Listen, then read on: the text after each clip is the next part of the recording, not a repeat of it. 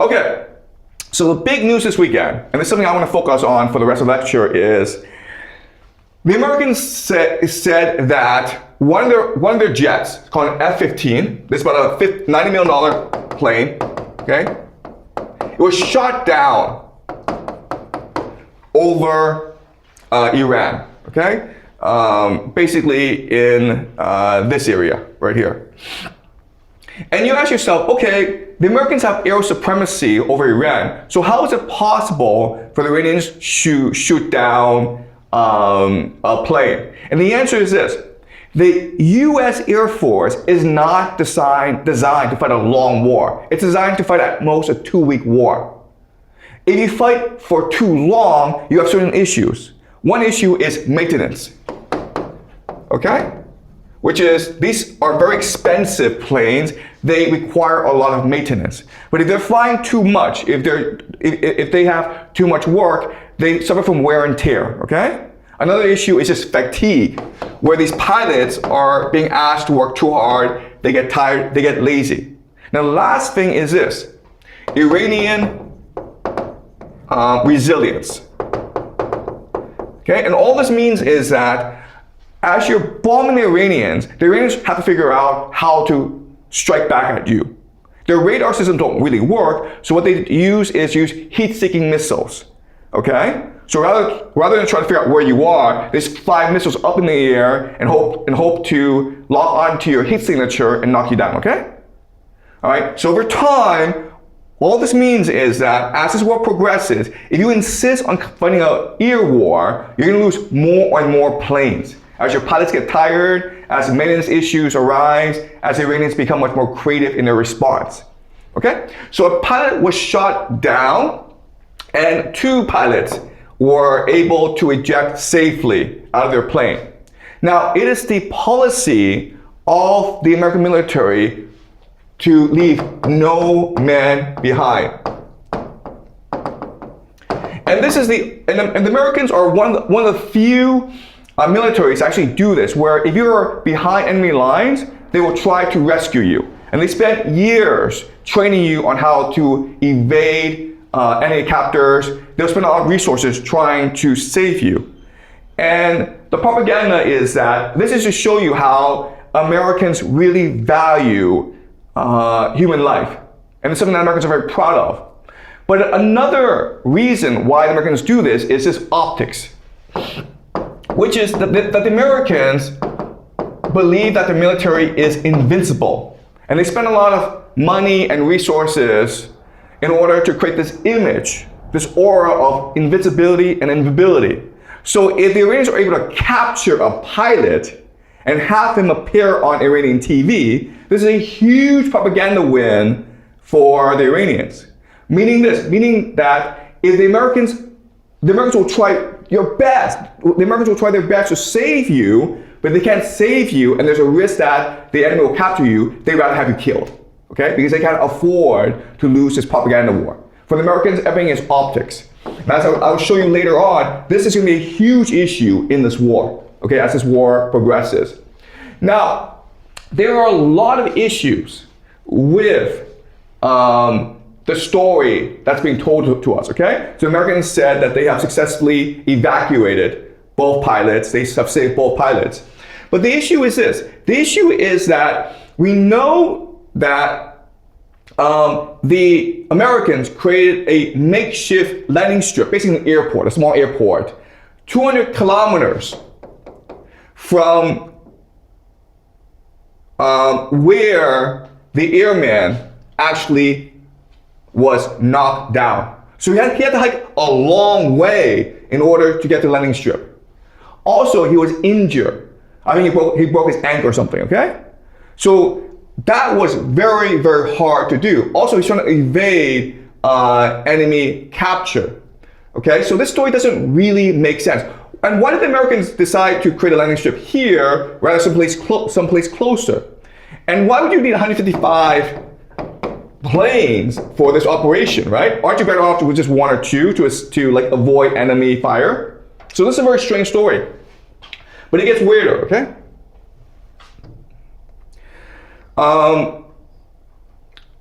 It turns out that the Americans basically spent a lot of resources to save the pilot. It took 48 hours, and the CIA created a lot of distractions. And the Americans spent a lot of resources to save the man while the Iranians were trying to capture him, okay? And this led to the destruction of very expensive American planes.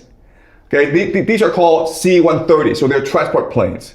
And they were destroyed in the rescue operation. Now, the American story is that these planes were caught in the sand, they couldn't lift off, so Delta Force, the commandos who are trying to save the pilot, they blew up the planes themselves, okay? And as you can see, the Americans in this operation, they lost a lot of expensive planes. The estimates are the Americans lost $300 million in planes. And even though the Americans say that there were no casualties in this rescue, we can expect that there were casualties in this rescue because a lot of planes were destroyed, okay? And again, these are very expensive planes. And throughout this war, the Americans have lost quite a few planes. The C-130 are extremely expensive, okay? All right. Okay. All right, so this has led people to question whether or not the narrative is true or not. Now, you can make the argument that this narrative is true. You can make the argument that the American military prides itself on no man left behind, so they will do whatever they can, move heaven and earth to save that person. And that's something that the Americans take pride in. But again, there are issues with this narrative. So this is a man named Arnon Bertrand, and on Twitter, he explains that this story doesn't really make sense, okay? So the first thing is, how did a fighter jet, American fighter jet, get knocked down in Iran when the Americans have said that they have air supremacy over the country? Another issue is that the weapons systems officer is a colonel. A colonel is a very high-ranking individual in the American military. So why would he participate in this operation? That's very strange. And even though he was injured, seriously wounded, according to Trump, he still managed to hike up a 7,000-foot mountain ridgeline and hide in the crevice in the Zagros Mountains for 48 hours despite his wounds. Also, we don't know who he is. He's never been identified. He was never interviewed by the press, which is unusual because if you rescue the man, you make him into a national TV star, right? So there are a lot of issues with this story, all right? So, Emma, could you do me a favor and just read the summary? Okay. So to sum up, anti-aircraft equipment that supposedly didn't exist shot down an F-15 and apparently an A-10 Warthog the same day. A seriously wounded man climbed a 2.1 kilometers mountain. The U.S. seized an airfield 200 miles inside a country it's at war with, next to one of its most strategic nuclear sites, and deployed hundreds of troops, all apparently unimpeded. Lost 2 planes to sand and destroyed their own helicopters. Videos show heavy clashes, missiles raining down, but not a single person got even wounded. And the man at the center of it all, nobody knows who he is, completely anonymous, 0 pictures, but Trump says he is safe and sound. And so is the rescued A-10 Warthog pilot, who also remains anonymous. Okay, so again, this story makes absolutely no sense. We don't understand why they had to build an airport. We don't understand how these planes got destroyed. And the fact that there are no casualties absolutely makes no sense whatsoever, okay? So maybe something else is going on. And people online are speculating that this was actually a failed ground invasion. And the mission was to sneak into Iran's nuclear power plant located in the area and steal Iran's enriched uranium, which it would need to build a nuclear weapon, okay? And by doing that, you deny the Iranians' capacity to build a nuclear weapon, and you can declare a victory, okay? All right, so what's the evidence for this? Well, on March 7th, 2026, so at the beginning of this war, a journalist named Barak Ravid wrote an article in Axios, which is a Washington-based media outlet, saying that the U.S. is considering sending special forces to seize Iran's nuclear stockpile. Okay. Now, Barak Ravid is famous in Washington, D.C. because he's very close with the Israelis. He himself is Israeli. So he's able to get a lot of information from the government. Okay? So from March 7th onward, there was news reporting that the Americans would insert special forces to steal the uranium. No one took this seriously because it's so stupid. Are you seriously going to send in like 100 guys into the middle of Iran? And like hope they can sneak into a military base and steal that uranium and then run away? That's just retarded. No one would do that, okay? So everyone's like, this is just a psyop. This is just disinformation, okay? No one took this seriously. I didn't take this seriously at all. But then, 4 days ago, a week ago, the Washington Post leaks a Pentagon plan to do exactly that. And it's a very detailed plan that involves hundreds or thousands of troops, okay? And the idea is to build a landing strip near the power plant in order to land forces, in order to land equipment. So this is a very detailed plan. The problem, so when this first came out, again, I didn't take it seriously because this is so retarded. Are you seriously going to build an airport by yourself in the middle of Iran and hope the Iranians don't notice? And you're going to land 1,000 troops in the middle of mountains where they're going to rain missiles on you? It makes no sense whatsoever, okay? But unfortunately, if you just look at what happened this weekend, this is the plan they used, where they sent 155 aircraft to try to create a landing strip. They sent in special forces. It was exactly the plan that Washington Post reported on. Okay? But then the question is, wait a minute here. This is a top secret military plan. How did the Washington Post get this?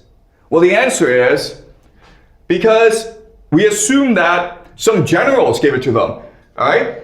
Peter Hegseth, the Secretary of War for Donald Trump, fired the top generals for the military.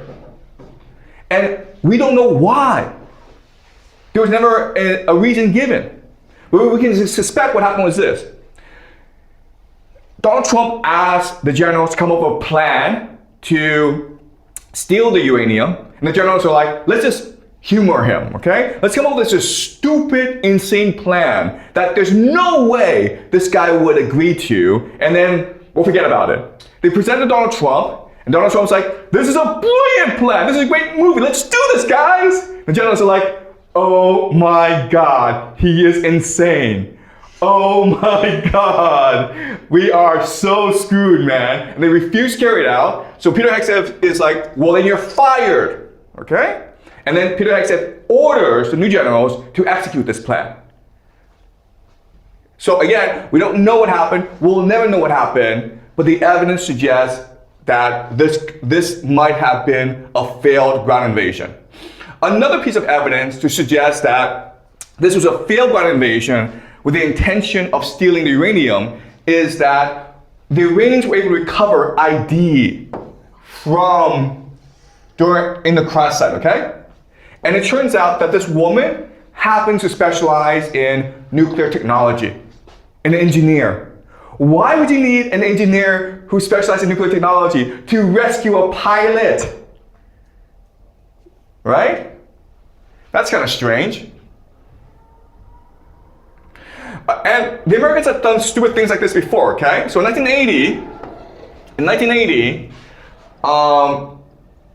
the Americans implemented something called Operation Eagle Claw. And the idea was that at this time, the Iranians had taken hostages, American hostages in Tehran, the American embassy, okay? So Jimmy Carter, the president, authorized a rescue operation. So, but Iran was too big So what they did was the American military set up a forward operating base in the desert, halfway between Persian Gulf and Tehran.